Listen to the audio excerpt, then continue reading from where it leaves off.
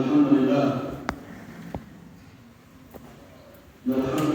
نحمده ونستعينه ونستغفره ونعوذ بالله من شرور أنفسنا ومن سيئات أعمالنا. من يهده الله فلا مضل له ومن يضلل فلا هادي له. أشهد أن لا إله إلا الله وحده لا شريك له وأشهد أن محمدا عبده ورسوله. قال الله تعالى: يا أيها الذين آمنوا اتقوا الله حق تقاته ولا تموتن إلا وأنتم مسلمون. وقال أيضا: يا أيها الناس اتقوا ربكم الذي خلقكم من نفس واحدة وخلق منها زوجها وبث منهما رجالا كثيرا ونساء واتقوا الله الذي تساءلون به والأرحام إن الله كان عليكم رقيبا. وقال أيضا: يا أيها الذين آمنوا اتقوا الله وقولوا قولا سديدا يصلح لكم أعمالكم ويغفر لكم ذنوبكم ومن يطع الله ورسوله فقد فاز فوزا عظيما. أما بعد فإن أصدق الحديث كتاب الله وخير الهدى هدى محمد صلى الله عليه وسلم وشر الأمور محدثاتها وكل محدثة بدعة وكل بدعة ضلالة وكل ضلالة في النار. أعاذنا الله منه وإياكم عن البدع وضلالات، اللهم آمين. عباد الله، أوصيكم كما أوصي نفسي بتقوى الله سبحانه وتعالى، فإن التقوى هي وصية الله للأولين والآخرين. مصداق ما أقول قال الله تعالى: ولقد وصينا الذين أوتوا الكتاب من قبلكم وإياكم أن اتقوا الله. اليوم إن شاء الله في خطبتنا سنتكلم باختصار عن حفظ أعراض الناس. ndugu zangu katika imani, baada ya kumhimidi Allah subhanahu wa ta'ala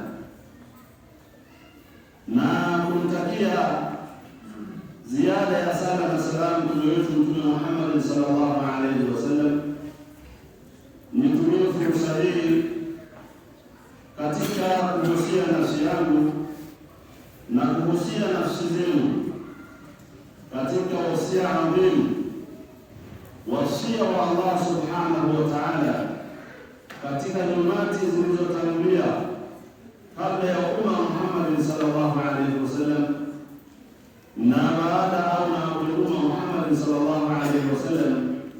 Allah alihusia wasia huo, ala hiya wasiyatu taqwallahi subhanahu wa ta'ala. Wasia wenyewe sio wengine bali ni ule wasia wa sisi kuhusiana kumcha Allah subhanahu wa ta'ala. Na maana ya kumcha Allah subhanahu wa ta'ala ni mtu kufanya yale aliyoamrisha Allah subhanahu wa ta'ala, na vilevile na kujiepusha na kujiweka mbali na yale yote aliyokataza Allah subhanahu wa ta'ala. Hadhihi hiya taqwa, huu ndio uchamungu. Tukiwa ndani ya tarehe moja ya Safar, tarehe moja ya mwezi wa pili mwaka 1448 ambaye ni sawa na tarehe 14 ya mwezi wa 8 2026, maudhui ya hotuba yetu ya leo inasema hifdhu a'radhi nnas, kulinda heshima za watu. Kulinda heshima za watu imedaki bimaana kutokuvunja heshima za watu, ni kuzihifadhi na kuheshimu heshima za watu. Hakuna mwanadamu yeyote wala binadamu aina yoyote anayependa kuhojiwa heshima mbele ya watu, anayependa kudharauliwa mbele ya watu. Hakuna. Kwa kuwa hakuna, sio mimi wala wewe, basi tujitahidi na sisi basi tusiingie katika kuwavunjia watu heshima zao, kuwachafulia watu heshima zao. Haya pia mara nyingi ni maafa, al-afatu al-kubra, ni maafa ambayo ni makubwa, wal-masaib al-uzma, na misiba iliyokuwa mikubwa, lati najiduha intasharati wa tafaraqamati fi mujtama'ina hada. Haya maafa na haya majanga na haya maradhi ndiyo tunayakuta katika jamii ambayo tunaishi sasa hivi, ya watu kuhojiana heshima, ya watu kutolindiana heshima zao. Sio mkubwa wala sio mdogo, sio shehe wala sio maamuma. Watu sasa hivi wanaingia wanavunjiana heshima bila kujali heshima ya mtu na cheo cha mtu. Vile watu wameingia kwenye kila wakala, imesemwa, amesema, nimesikia, nimepigiwa simu, nimeona. Ndio tumefikia huko sasa hivi. Habari zimenifikia, fulani kasema. Haya ndio yaliyopo katika zama zetu hizi. Allah subhanahu wa ta'ala anasema katika Qur'an, ya ayyuhalladhina amanu, enyi mlioamini Allah subhanahu wa ta'ala, wanajua wale ambao ni watu wa imani, waumini, in ja'akum fasiqun binaba'in fatabayyanu an tusibu qauman bijahala fatusbihu ala ma fa'altum nadimin. Allah nawaita watu wenye imani akiwaambia kwamba ndipo wanapokujieni, anapokujieni muumini wenzenu na habari na taarifa yoyote ile, fatabayyanu, ifuatilieni hiyo taarifa, msithibitishe hiyo taarifa, ibainisheni kwanza kabla ya kuiamini hiyo taarifa, kabla tusaddiquhu fatajassasu bihi fatathabatu bihi, kabla hamjaisadikisha, hebu jaribuni kufuatilia zile taarifa. Ule mtu aliyekuletea habari, je, habari hizi zina uhakika, zina uhalisia, au ni habari za kuzusha, au ni habari za kila wakala, zimesema nimesikia?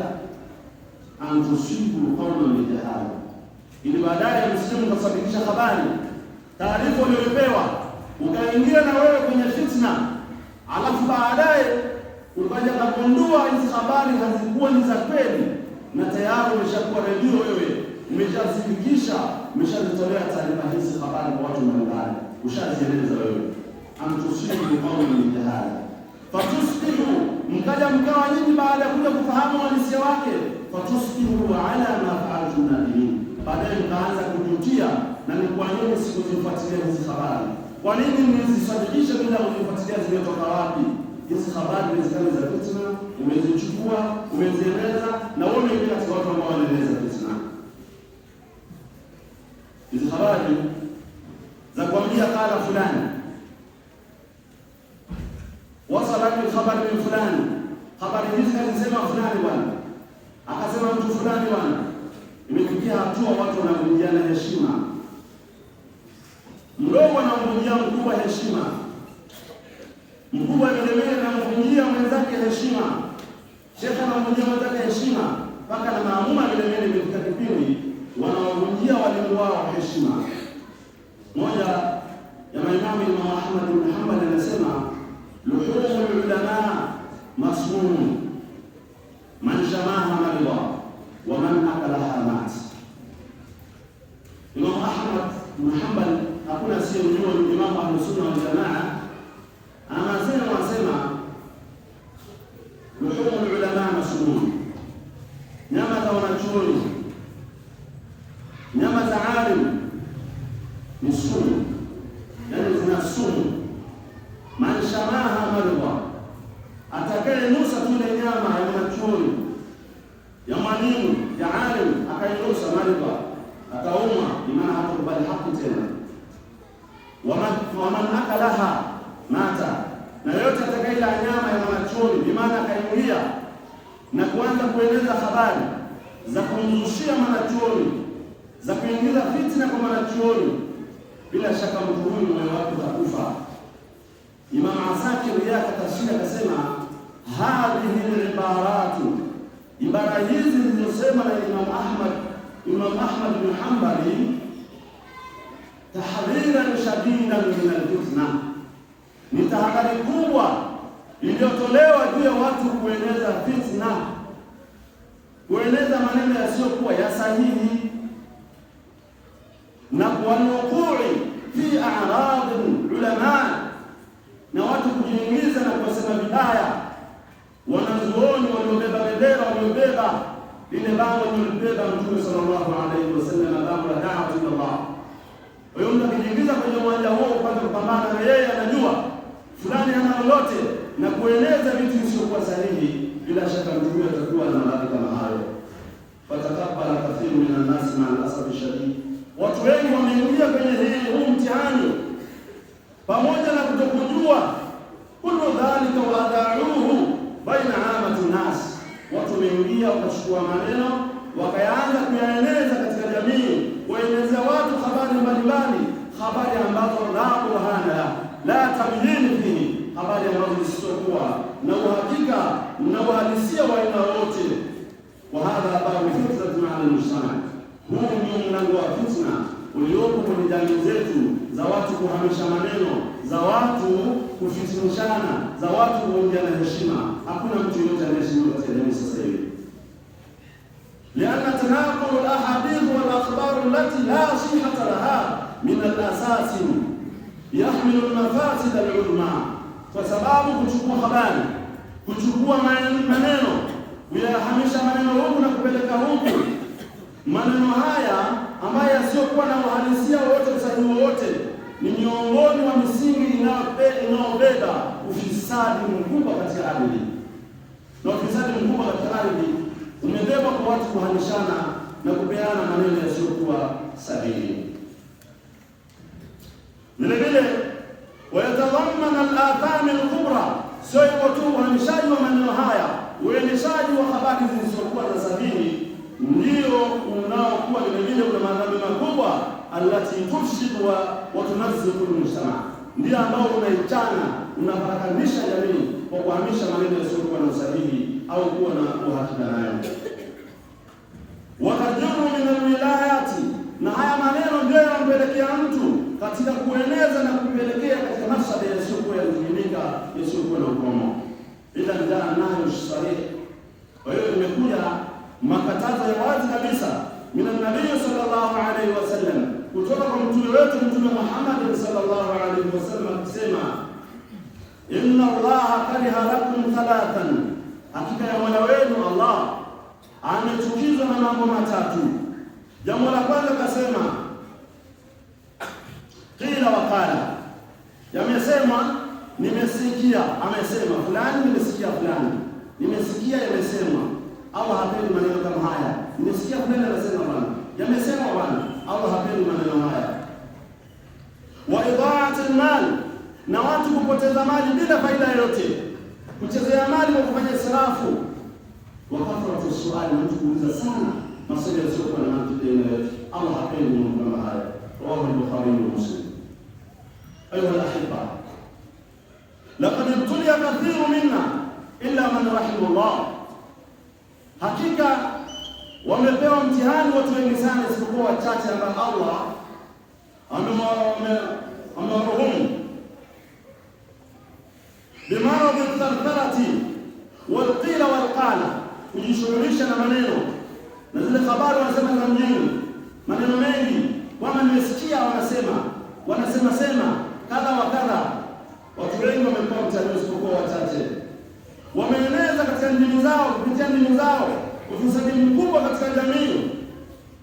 Fi naqli kulli ma yasma'u min al-isha'ati wa yanshuha kadhalika.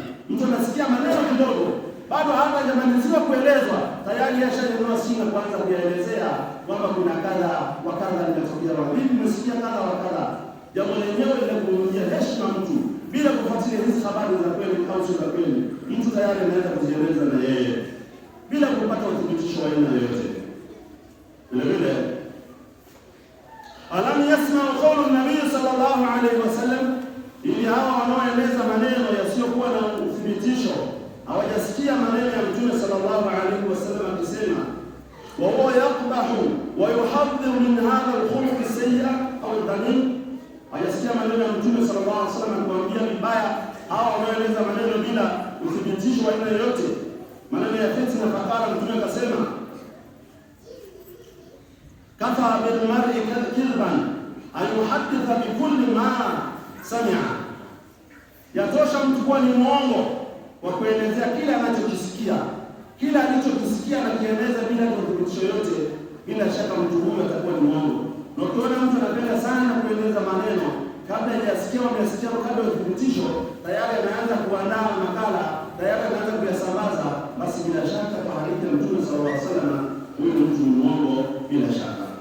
Fahamsi alayka lisana ya ibadallah, ndio Allah unachotakiwa wewe ni kushika ulimi wako, ni kuzuia ulimi wako, wala tudhi nnas, usitumie ulimi wako katika kuudhi watu, usitumie ulimi wako katika kuwakera watu, usitumie ulimi wako katika kuondolea watu furaha kwa maneno yako kwa ajili ya kueleza habari zisizokuwa na uhalisia.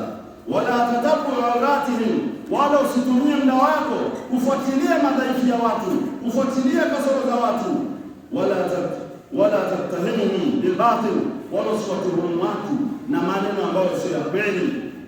Limujarradi kalami sami'tahu min fulani, kwa mujarradi tu umesikia maneno kwa fulani, tayari wewe unaendelea unaanza kueleza hayo maneno pasipokuwa na uhalisia wote.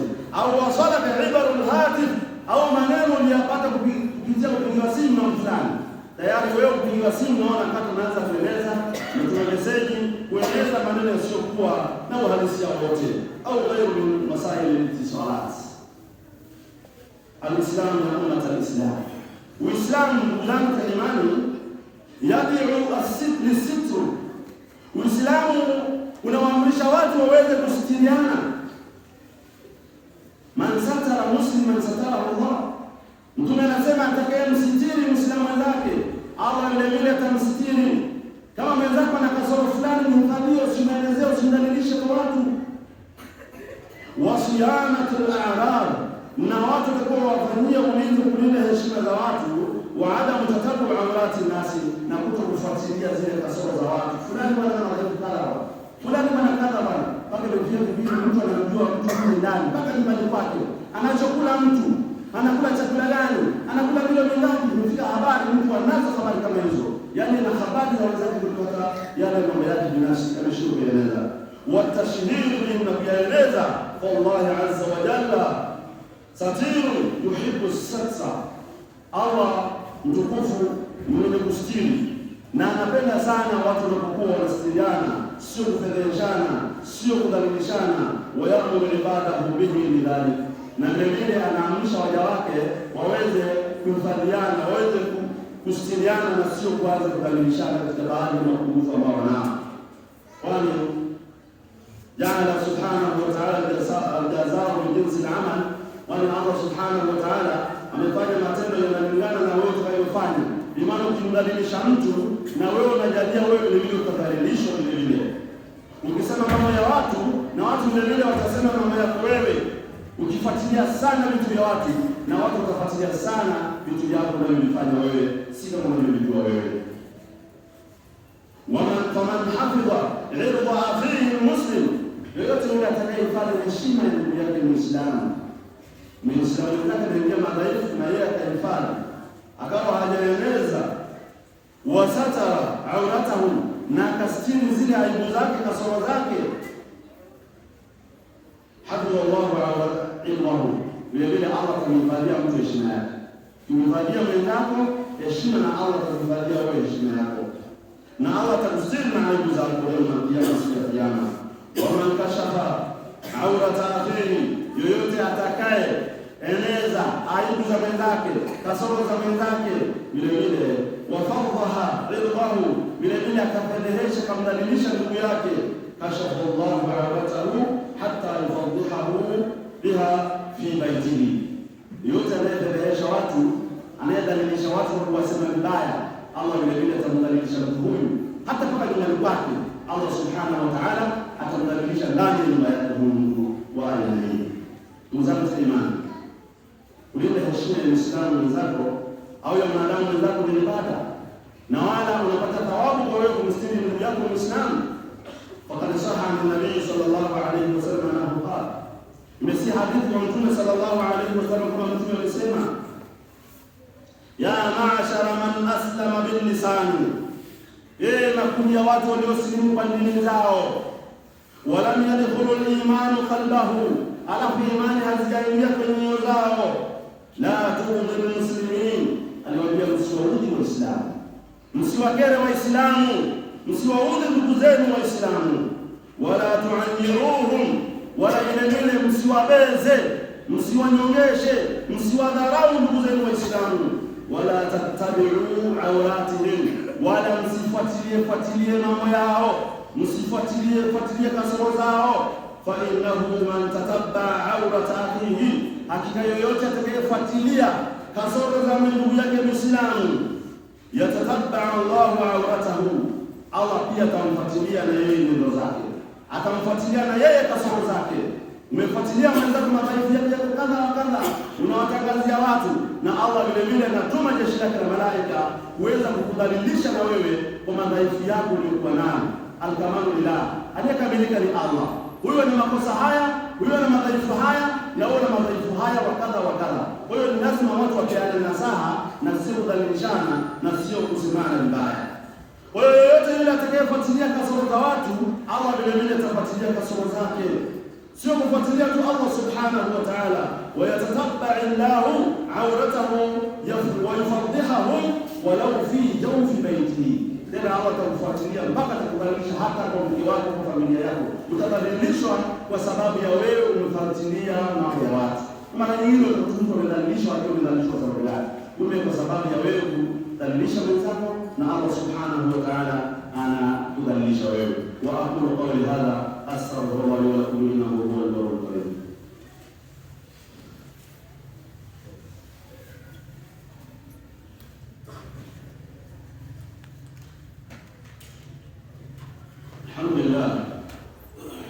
Alhamdulillah wassalatu wassalamu ala ashrafil anbiya wa imamil mursalin wa ala alihi wa sahbihi tayyibin tahirin wa ba'd.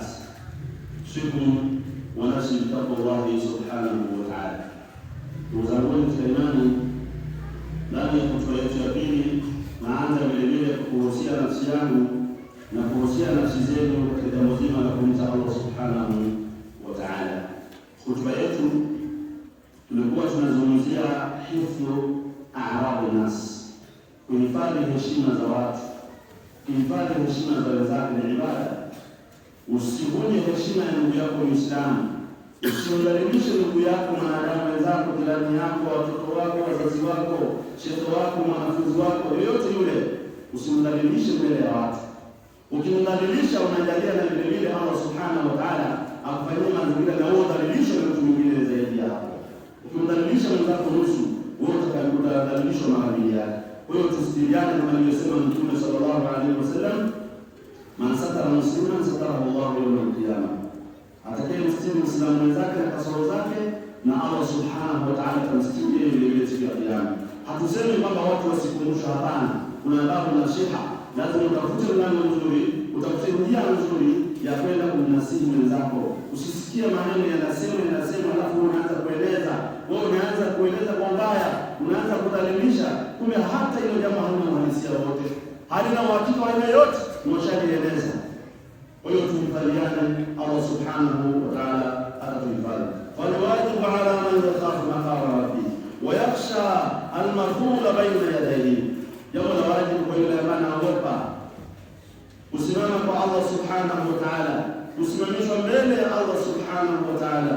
Al-bu'd 'anil khawd ma'a al-khaibin, kuingia au kujiingiza kwenye maneno ya wenye kufayari, wenye kufuatiliana, maneno ya qila wa qala, imesemwa, nimesikia, nimefanya qala wa qala. Tujiweke mbali na maneno yanasema bila kuwa na uthibitisho wa aina yoyote.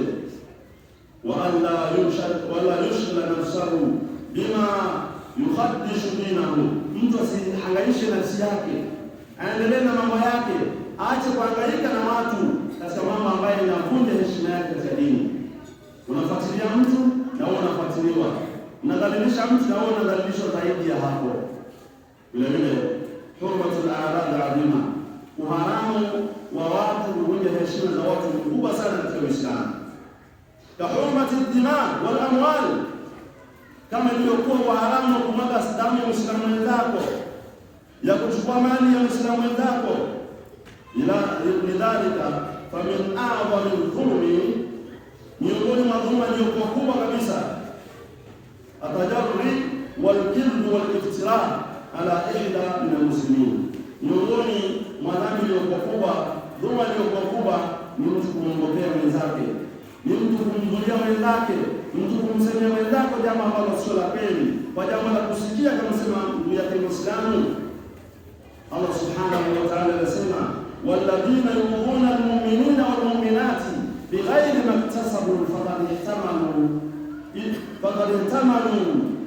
buhtanan wa ithman mubina, wale ambao wanawaudhi waumini wa kiume na waumini wa kike kwa mambo hata hawajayafanya, kwa kusikia yeye pia kaanza kuyasema, watakuwa wamebeba uzushi uliokuwa mkubwa na wamebeba dhambi zilizokuwa kubwa.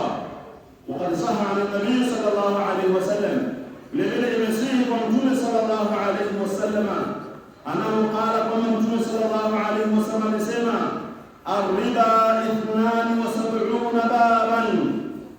Asikika Mtume akisema riba ina milango 72. Arriba 72 baban, riba ina milango 72. Adnaha, mlango wa chini kabisa, mlango wa chini wenye dhambi ndogo zaidi katika riba ni mfano wa dhambi mithlu itiyani rajulu ummahu, ni mfano mdogo au riba ndogo, mlango mdogo ni dhambi ndogo wa riba ni sawasawa na dhambi ya mtu ambaye anazini na mama yake. Akasema vile vile Mtume, wa inna arba riba, hakika riba iliyokuwa mbaya vile vile istitalatu rajuli fi irdi akhihi, au kama qala alayhi salatu wasalam. Miongoni mwa milango kama hiyo ya riba yenye dhambi kubwa ni Muislamu kuweza kuvunja heshima ya ndugu yake Muislamu, kuweza kumdhalilisha ndugu yake Muislamu na kumsema vibaya ndugu yake Muislamu. Hadithi nyingine Mtume akasema, riba shatmul a'rab, riba mbaya vile vile ni mtu kumtukana ndugu yake Muislamu. Na ndio maana kwa Uislamu matusi ni haramu, haifai watu kutukanana kwa sababu ni jambo ambalo ni baya. Waqad a'la an-nabiy sallallahu alayhi wa sallam mawqifun 'azim li hurmati al-a'rab wal wuqu' fiha. Mtume sallallahu alayhi wa sallam alitangaza msimamo mkali sana juu ya uharamu wa watu kuvunja heshima za watu na watu kuingia katika kuvunja heshima za watu.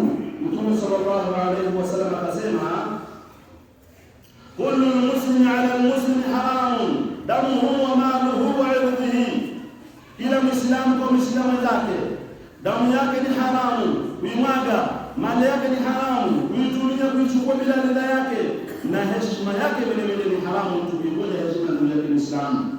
Wakala fi khutbati al-wadaa, na katika khutba ya kwanza alisema Mtume sallallahu alaihi wasallam, inna dima'akum wa amwalakum wa a'radakum haramun alaykum ka hurmati yawmikum hadha fi shahrikum hadha wa fi baladikum hadha ala hal ballagtu Allahumma fashhad. Mtume sallallahu alaihi wasallam katika khutba ya kwanza alisema, hakika mali zenu Waislamu, damu zenu Waislamu ni haramu kwenu nyinyi, vile vile heshima zenu kuvunjana ni haramu, kama ilivyokuwa kwamba siku ya leo ya khutba wadai ilikuwa ni haramu. Alayka hurmati yawmikum hadha, kama ilivyokuwa haramu katika ile siku aliyosimama Mtume, katika mwezi aliyosimama Mtume na katika mji aliyosimama Mtume, mji wa Makka ni haramu kupigana. Mtume sema, ala hal balagtu, yeye nimefikisha, Allahumma fashhad. Waliposema bala, Mtume sema basi Allah kwa shahidi, kwamba nimefikisha, kwamba nimewambia damu za Waislamu ni haramu, mali za Waislamu kwa baina yao kuchukua ni haramu, heshima za Waislamu ni haramu. Wewe ni shahidi kwamba Allah kuwa shahidi uliofikishia watu ni haifai. Kwa hiyo haifai Uislamu kuvunja heshima ya ndugu yake Muislamu. Tumalizie, walama urja bihi sallallahu alaihi wasallam, tukio la Mtume sallallahu alaihi wasallam kupeleka Mi'raj au Isra na Mi'raj, ile safari yake ya kupeleka katika mbingu saba, alipitishwa mara ala qaumi lahum anfarun min muhasin yakhmashuna biha wujuhuhum wa suduruhum faqala ya Jibril man haula faqala haula alladhina yakuluna luhum an-nas wa yaqa'una fi a'radihim. Habari au safari ya Mtume kwenda juu mbingu saba, alipita katika sehemu akakuta watu wenye makucha marefu, makucha ya shaba, wakijikwaruza, wanajikuna nyuso zao na vifua vyao, wanajikwaruza mpaka damu zinatoka zinachuruzika kwa kujikuna huko.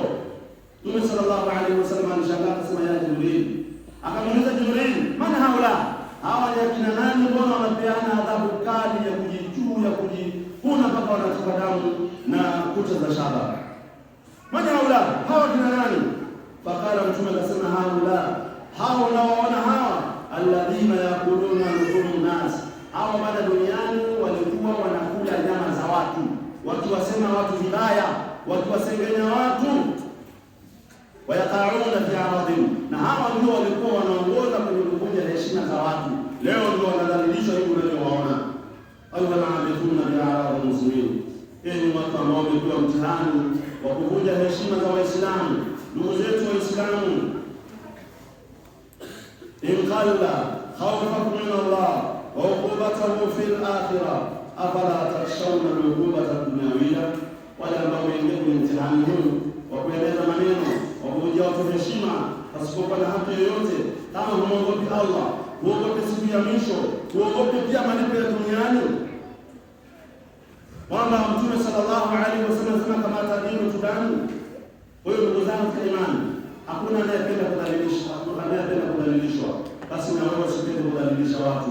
Hakuna mtu ambaye anapenda kudharauliwa, na wewe usidharau watu.